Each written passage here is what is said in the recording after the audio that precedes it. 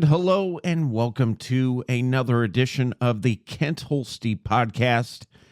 I'm so happy you decided to choose this podcast to be your listening pleasure for the next however many minutes that we talk together. And I encourage you throughout this podcast to join in the conversation in the comment spot. Make sure that what you're commenting on is positive and encouraging to other people, to encourage them to be at their best, because you never know, they might be struggling with this topic today, and any words of encouragement can be a great help to someone. And maybe I'm missing something within what I'm saying, and you might want to add something that is a good hitting point. That's always a good thing as well. And then also make sure you like, share, comment, and subscribe to this YouTube channel. And make sure you ring that bell to get notifications of new content that gets put out here on this channel. So with that being said, let's get into today's episode. I was thinking about something to talk about today, and what really hit home to me as a topic is being trapped.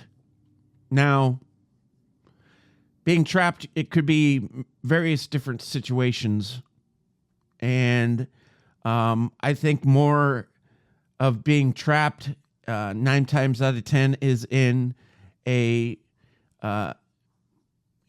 relationship situation. And sometimes in our relationships, we do feel trapped. Maybe it's because we feel like we have an obligation to staying at home, not going out, not interacting with certain people, because we feel like our obligation is to be with the person that we're with, spending time with the person that we're with, and just staying true to whatever you feel is important to what your relationship has stood for over the years. And maybe it's the fact that you're in a relationship where it's not so healthy. Maybe you're in a relationship where the other person that you're with is very vindictive and controlling, and makes you feel horrible because you feel the need that you need to go out and separate and just have some time to be yourself, and then come back and feel re-energized. But that can't happen because there's either jealousy or there's worries, or they just want to be in control of what you do and who you spend your time with. I was in a relationship once where that was the case, where the constant, well, who you going with? How long are you going to be out? It would be, I don't like those people. Yeah, they're just not the people I want you to be around. And these people that I was hanging around were perfectly fine people. They weren't a negative aspect in my life. They were very positive. And I think that was probably the reason why this person I was with was so concerned about me being around these people, is because they were positive. They weren't negative. They weren't being destructive. And this person that I was with was very destructive. And, it got to the point in that relationship where I was working like 2 or 3 jobs just to, make it to where the person I was with didn't have to work. They could stay at home and take care of our child, and they could, just relax. And I wanted to be the supporter. And so I would come home after working a long day and maybe gaining some overtime, and where have you been? You were cheating on me, weren't you? Type of thing. And it really was destructive, because it made me think to myself, why am I doing so much when I'm being criticized, and why am I letting this person have so much freedom when I'm the one busting my tail, and then I get home and get reamed for it? It even got to the point where I wanted to work at a local racetrack. And it was the reason why I wanted to work at the racetrack, first of all, is because the person I was with did not think I should go to the races, that they didn't want me to go have that freedom to go out and enjoy myself. And I love racing, and I love just the different aspects of the races where you smell the race fuel, the tires burning on the track. It's the fans. It's just the environment. And so in order for me to avoid this situation, I knew the people that ran the track, and I asked if I could have an opportunity to work there. And I told them my situation, and they were more than happy to oblige by giving me a job. And it was my way of kind of, working around the system, I guess you could say, of being trapped. And it gave me a sense of, haha, I'm working here. There's nothing you could do about it now.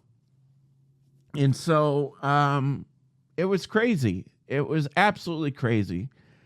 And, it really hurt that I was in a very toxic relationship where there was no trust from the other side. When in all reality, I was doing everything I could to be a good person, a good husband, a good spouse. And at the end of the day, it would be constant just belittling and just being treated very poorly. And so, obviously that relationship ended out not working out, and things would change. And, once that relationship got over, that emotional freedom was different for me, because, it went from constantly hearing all these things to not hearing them at all. It was strange for a little bit. Because I would always then after kind of look over my shoulder going, is this okay? Am I all right to be doing this when I have every right to do certain things, working extra hours, doing whatever I needed to support myself then? It's so hard when you're in these relationships where people want to control you. And this is my thing and my take on this. If you are in one of these relationships where you are being told where you can be, where you can't be, who you can talk to, who you can't talk to, if you're even being told that people don't like you, that people only talk to you because they feel bad for you. If you are being told to work certain hours, and especially if they're overnight shift hours, there's a clear sign something's going on probably behind closed doors. You got to stand up for yourself, and you got to take the correct steps in your life. And you can't let these people control your mind and control what you feel is what you're doing, what's best for your life. If you know 110% that what you are doing is in good intentions and that you are doing whatever it takes to be successful, especially when you're working more than one job, since when is that a bad thing? Now, obviously, there could be the fact that the topic could be brought up that, yeah, maybe that other person wanted more time with you. That wasn't the case in this. It's just they wanted to control every aspect of my life. Who I talked to, what I did, what time I should be home. It was like I was married to my parents and I was given all these ground rules. And here I am, an adult that's married with a child, and I'm trying to do what it takes to support. And yeah, and in a relationship, you need time to have some separation from the one that you're with, whether it be, they go out and go shopping or whatever, and you go out and hang out with your guy friends and work on cars or watch car videos or even go into a racetrack on a Saturday night. It all depends, what you're into. Maybe it's going to a local sports game and hanging out with your friends, or watching a weekend fight night, whether it be boxing or UFC. If you're like me and a wrestling fan and you have a fellow wrestling fan that likes to watch wrestling with you, there's so many things that you can do in your life that should not be prevented.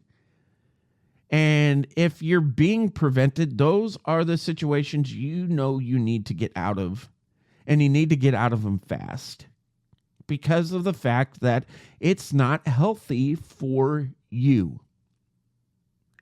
And also, it's not safe for you.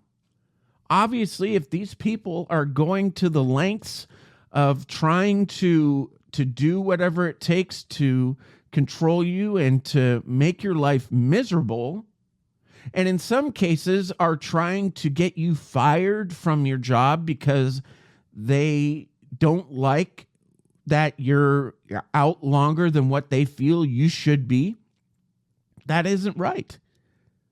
And especially if you're doing what's right with your life. If they're making you feel like what you're doing in your life is wrong when there's no reason for it to be wrong, then that's a problem. The issue lies here that there's people who just don't have the confidence to leave these toxic situations. They're either so convinced that they can make it work, or they're so convinced that there's no other option, there's nothing better left out there for them, that they just don't do it. And that's not the case. If you feel these things, the first thing you need to do is seek help. Find a therapist, find a doctor that can help you.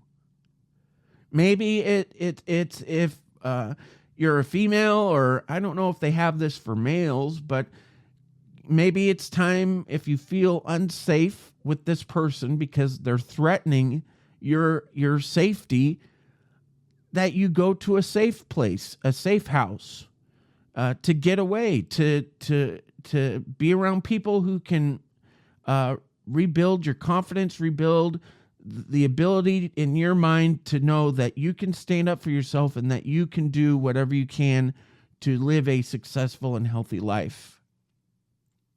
Because without these times, without these people that can help you grow and become stronger, what are you really doing with your life when you're staying in these situations? You're not doing yourself anything good. In fact, you're doing yourself more harm than what needs to be. So I encourage you today to think about this. I encourage you to look at your life and think about the people that you are with. And think about, is this really what's going on? Now, the other situation that you could do, and maybe it's a possibility that maybe a good outcome will come from this, is just discuss this with the person that you're with. Maybe it's a easy fix. Maybe it's as easy as sitting down and say, listen, I noticed that you're, not feeling good about me doing this. And I just want to know, what is the reasoning for that? Is there a reason, or have I given you a reason not to trust me? And what can I do to show that you can trust me?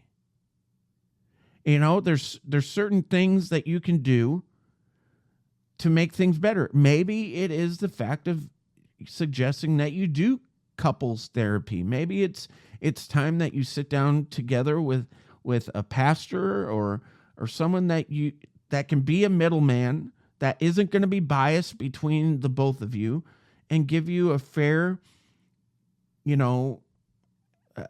evaluation of your situation. In these type of situations, you got to take the right steps. And the biggest thing too is you can't approach the situation where you say things that could make matters worse.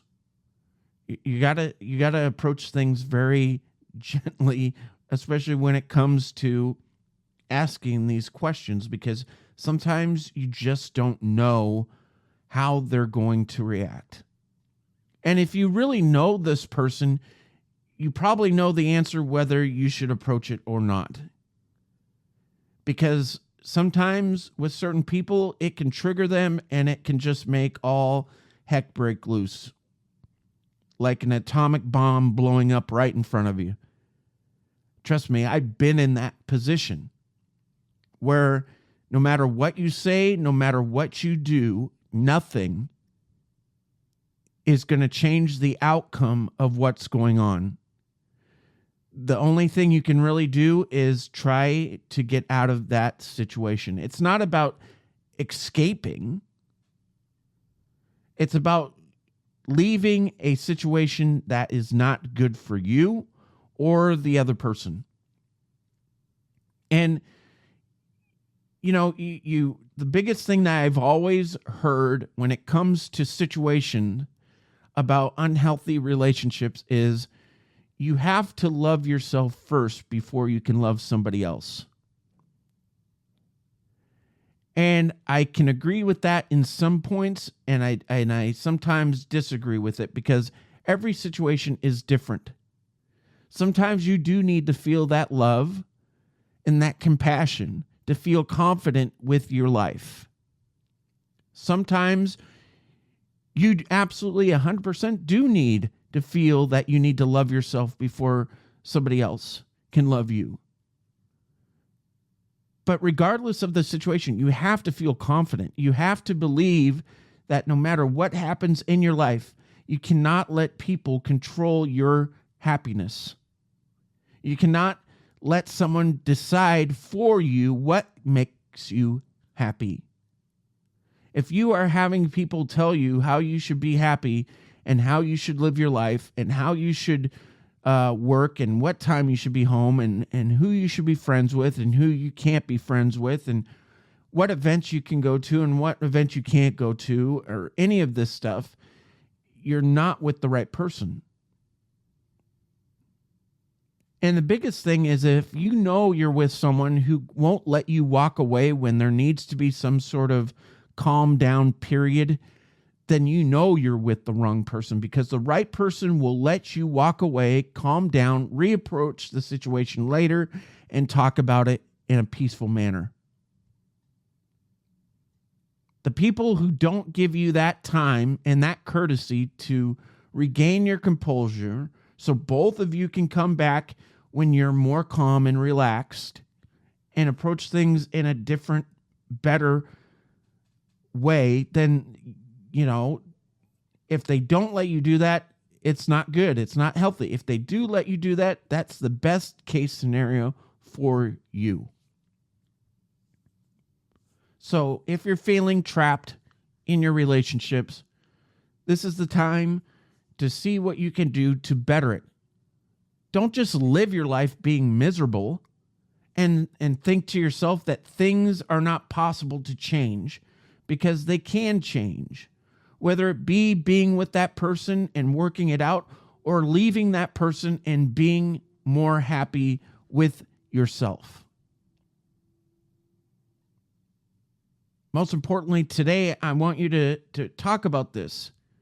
Have you been in these times where people were controlling over how you lived your life, who you could be with, who you couldn't be with? That they, make you feel uncomfortable? How did you deal with it? Like, what did you do to get around that so you had time to be by yourself? And, if you had to, get other people involved to work it out, how did that go? Was it a positive situation? Was it a negative?